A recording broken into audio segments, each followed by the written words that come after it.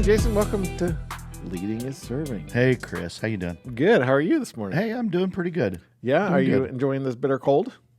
Yes. I'm glad you are. If you're listening from far away, like it's like 14 degrees in southern, in the Indianapolis area. But I was telling somebody we just started watching on Netflix that the show Alone. Okay. Are you familiar with that one? I'm not. They take like 10 contestants and they dump them in like the brutal wilderness of the North, like right before snow season, right before the snows start hitting. Oh, are you serious? So they have like a week or 2 weeks to kind of set up camp and get situated, and then it's a game of survival. Who lasts the longest in the wilderness? Really? Yeah. Yeah. That sounds And horrible. so it's like off this glacial lake in British Columbia or something like that. Okay. And, you know, like one guy's cooking his first meal. He's only been there, 24 hours, and there's a mountain lion watching him from about less than 100 yards away. And I'm like, I'll take my 15. Right? And I mean, I enjoy camping, but nope. No thanks. So Not today. yeah, because I know what's coming. They're talking about, all the snow and how they're going to stay warm and build shelter. And I'm like, yeah, Yep. I am very happy for my home. Right. Much further south. So what are we talking about today? Well, first off, we want to kind of give a teaser of something that's coming down the road. Uh-oh. Oh, no, it's a good It's a ho-ho. Well, I'm sure it is a good but teasers just kind of they put me on a little suspense. You don't like suspense? Well, I don't. Sorry. Sometimes. Well, sometimes I do. Sometimes here's I don't. here's the short of it. Okay. Remember the episode we did a couple weeks ago about mastermind groups and peer-to-peer mentoring groups and I love that show. networking. That's been something that's been huge in our journey. It totally right? has. And we're part of our own groups, right? Right. Well, we've got people reaching out saying, "Do you have a group for me?" And Really? so we have got something coming down the road, through the Uncommons that we're a part of, right? Right. That we think we're going to be able to kind of build a network. And That sounds amazing. we will just kind of leave it at that. So keep your ears peeled. Do you keep your ears peeled? Eyes peeled. Eyes peeled, Ears open. ears open. Just be ready. Just be ready. And if you're interested in something like that, send us some feedback. Yeah, I mean, leadingisservant.com, whether it's a voicemail or email or something, because absolutely. we don't know exactly all the details of this because it's slowly coming together. It's still forming, yeah. Yeah, but super excited about this. Super excited about where it's going. I am super pumped about this. Absolutely. So if you want to be on the front end of that, send us a message. Let us know. Let us know. Because we've got, we were just talking about this before we hit record, that we've got almost half a group already of people who are ready to jump in. And so we're ready to go. Which is exciting. We'll let you know more soon. Yep. Soon. Was that suspense too bad? No, it wasn't bad at all. Okay. I'm actually really, really excited about that. I just love our group, and I'm looking forward to even being, these groups are amazing. Yeah. I love these groups. Yeah, totally. So the other thing is kind of reviewing a question that we tend to get somewhat frequently. It's maybe over the last year and a quarter, right? Right. Maybe the most frequent question over the span of time is, what do you truly mean when you say that leading and serving is about fighting for the highest good of the people that you lead? Right. What does that really mean, fighting for their highest good? So are we breaking that down today? Let's talk about it a little bit. Yeah, because I with think that? that's a great idea, because there's some conflict sometimes. Sometimes you feel like there's some conflict in that conversation of what I personally need versus what I'm serving somebody who might need. Right. Trying to figure out those details. So let's talk about that. Yeah. Probably the overarching concept in this is found in a word called liberate. Okay. And my family, we've been going back over, I've been going back over the old Mission Impossibles with Tom Cruise, right? Yeah. And one of them, he's in a Russian prison, and all of a sudden this song starts playing over the PA, and he knows his team is there to get him out. Right. And so he just starts doing his thing, right? And this he makes a really hard escape from prison look really easy. Right. Because he's got people on the outside helping him, right? Because, it's Mission Impossible. right. It's impossible things that become possible. Right. Right. Yeah, whatever. So that idea of liberation, that when when he walked out of that prison, it wasn't just him. Right. Right. He had a team behind him. He couldn't have done He it had people alone. fighting for him, Right. working for him, right? Whether Right. that's the tech guy or the person underground or whatever, right? Right. So that's the idea, is that without a team around us, sometimes we can still feel burdened. That we feel alone, we feel isolated, we feel like we're the only ones, working toward the goal, or, and so how can we liberate people that we lead to feel like, hey, I'm making it. Right. I'm succeeding in my job. I'm doing well in my home life, because this means both areas, Right. right? Not just work, but do we provide what they need at home as well, for them to be a successful father or mother or spouse, or Right. or whatever role they play in the home life, right? Right. And so we can liberate them through bringing a very specific balance of support and challenge, which we've Correct. talked about that leadership tool in the past, the support challenge matrix, right? Right. Where support is making sure somebody has the tools and resources they need to succeed. Okay. The encouragement, the space, the time, the bandwidth, that we provide the support for them to be successful at their job. Right. Right. And, if they've got, I'm trying to think of a very simple example. If one of your employees is on the phone a whole lot and they've got a short in their headphone cable, Right. get them a headphone set. Yeah. That's a simple way to support, going, I know your job is valuable and I don't want you to be frustrated over technology. Right. Right. And that's a super simple idea. Right. Right. It is. But it's a good one. Yeah. And so 'Cause sometimes it is that simple. yeah. Yeah. There are some very simple things sometimes that we can do, and then on the challenge side of things, are we providing the expectations? Are we providing the goals? Are we providing the framework to challenge them towards success? Right. If somebody's working 80 hours a week Yeah. in your organization, you should probably challenge them to not. Right. Which is completely, against the culture, right? Because, Right. It's like, well, if he's working 80 hours a week, there's obviously a lot of work that needs to get done. But, I tell my guys, it's like, we might have to pull some long hours every once in a while, but I don't want to make it the norm. Right. Like, because Right. here I am. I'm like, I want to have a balanced life. I want Right. you to have a balanced Right. life, because it makes the whole so much better. Absolutely. Absolutely. So, and vice versa. If somebody's working 20 when they should be working 40, Then, yeah, a little challenge needs to come to the table, right? But are we setting those expectations? Are Right. we having clear communication that helps set them up for success? right. And we're challenging. We're like, hey, you did great last quarter. How about a 10% growth in that? Right. What could you do this quarter to be just a step better? Right? Yeah. How can I support you better? We didn't quite hit the goal last year. Right. So what do you need this year to help you make the goal? Oh, Yeah. that would help. Great. Let's talk about that. Can we bring a balance, that critical balance of support and challenge, like you were saying? Right. Finding that balance. So that's part of fighting for the highest good. Okay. The other is helping them understand their tendencies. Yes. And really that kind of starts with ourselves too, right? Right. That, It totally does. we've talked a lot about being self-aware as a leader. Right. And so we And have leading to, ourselves. yeah. You got to know yourself to lead yourself. Right. Right. Right. And so what are my tendencies? How does that create patterns in my life that ends up creating a reality of who I am? That's exactly right. Right. And, I know I have a pattern of not making to the appointment on time.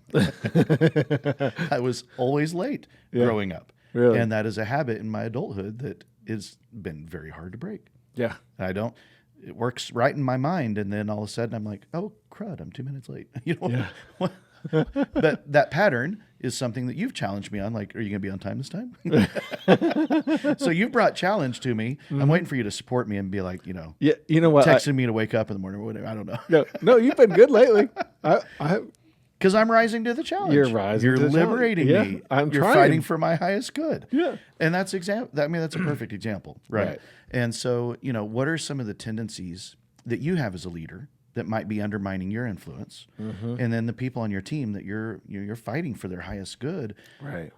Do you have the relationship? Do you have the communication that you can have those honest conversations? Right. And say, hey, when you do such and such, you come off like this to the rest of the group. Right. And we know that's not your intent. Right. But that's how we feel, and it's starting to affect the team. How can we work on changing this? Right.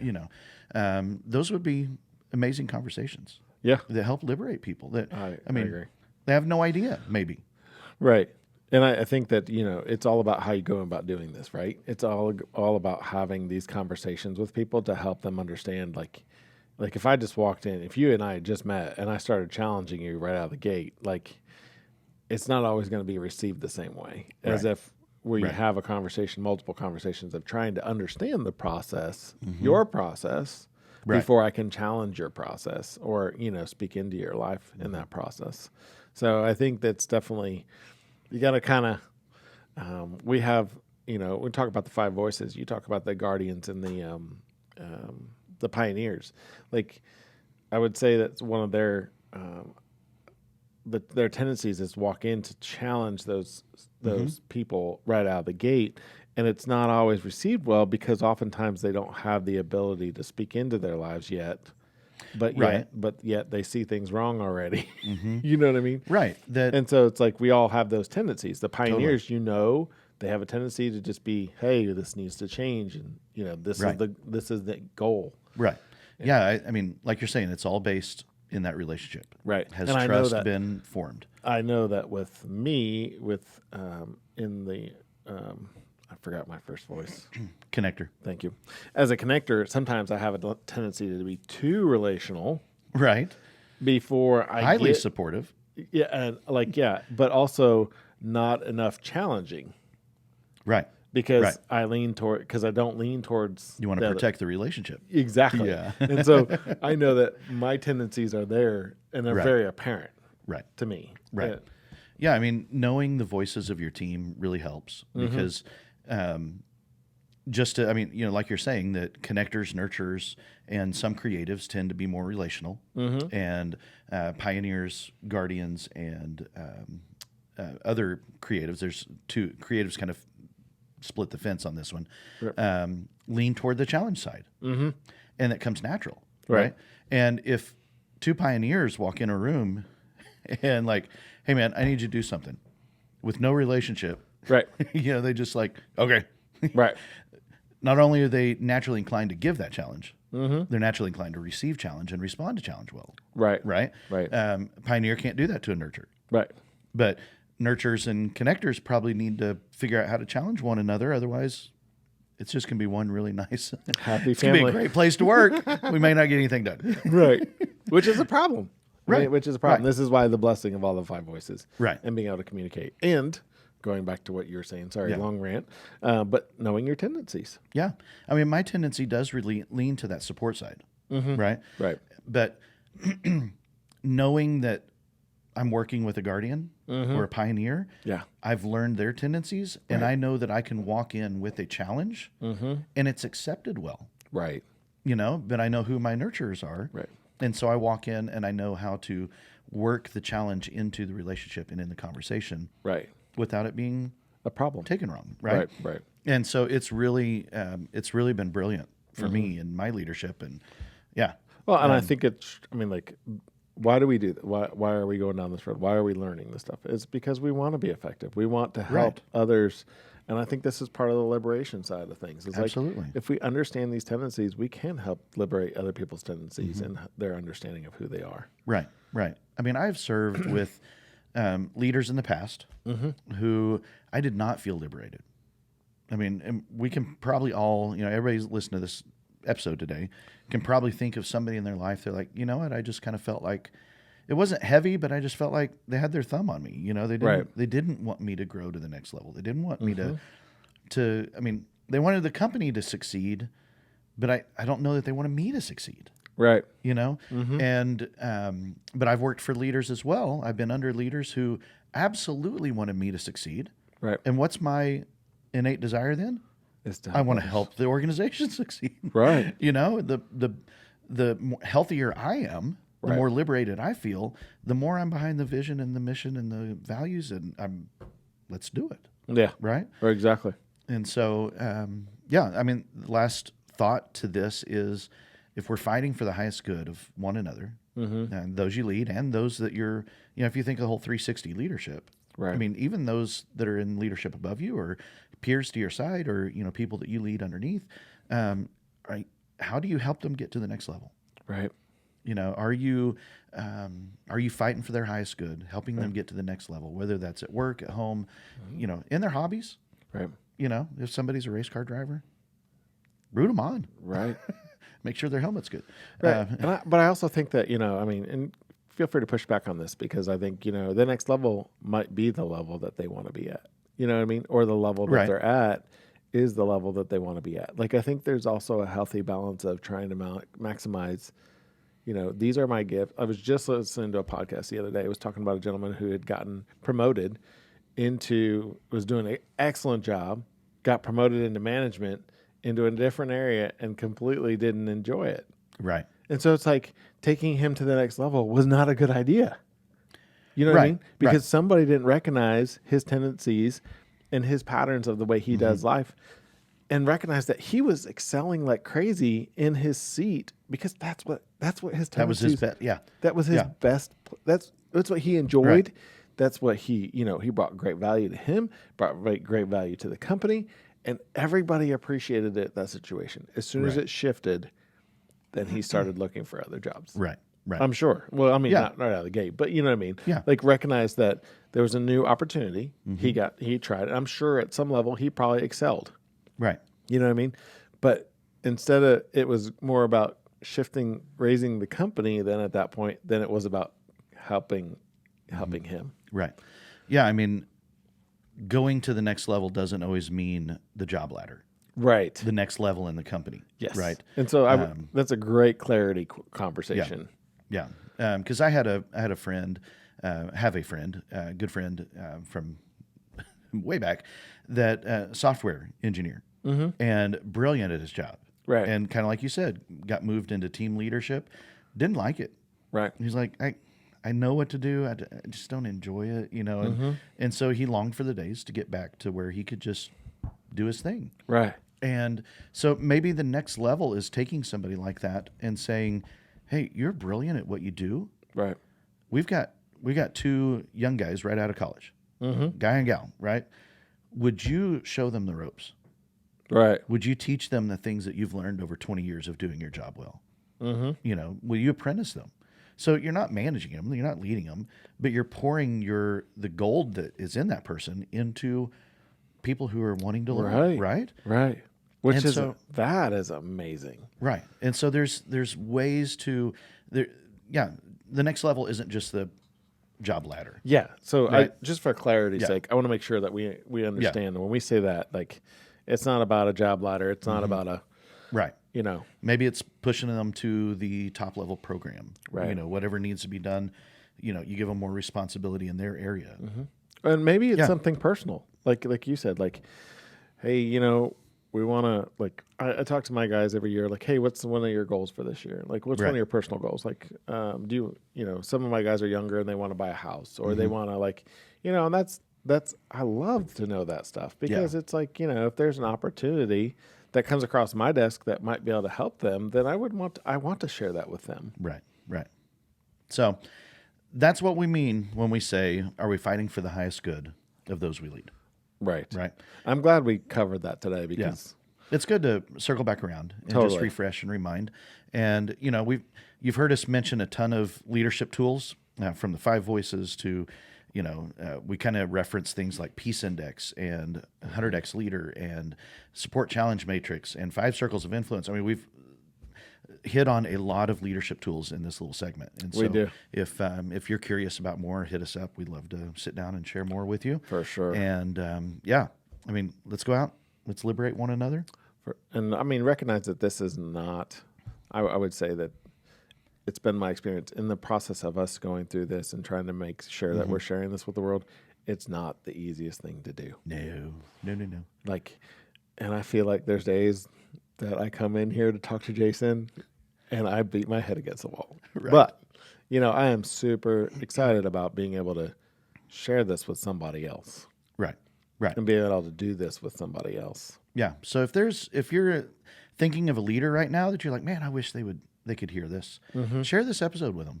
Yeah. There's a little share button on your podcast listen app, and share it with them. Send it to them. Yeah. Let them know that that this does happen in our communities. Yeah. It does. I mean, I've seen it. Yeah. And and you and I do it with each other, and we don't even work for the same business. We don't. No. And It's so for sure. this happens regardless of whether you're leading them or you're peers with them or you're underneath them. Right. And so we can be liberating leaders who fight for the highest good of those around us. So go for it. Yep. Leading is serving. Serve one another, fight for their highest good. That's awesome. And do us a favor, check in at leadingisserving.com. Yep. Send us a message, a voicemail, rate, review. Oh man, that helps spread the love For sure. of this podcast to others better than anything else. Sure. Leave us a message. Yeah. And if you're interested in a group, hit us up as well. Yep. Don't forget about that. Thanks, guys. Hey, Have a great day. we will see you next week. Sounds good. Later.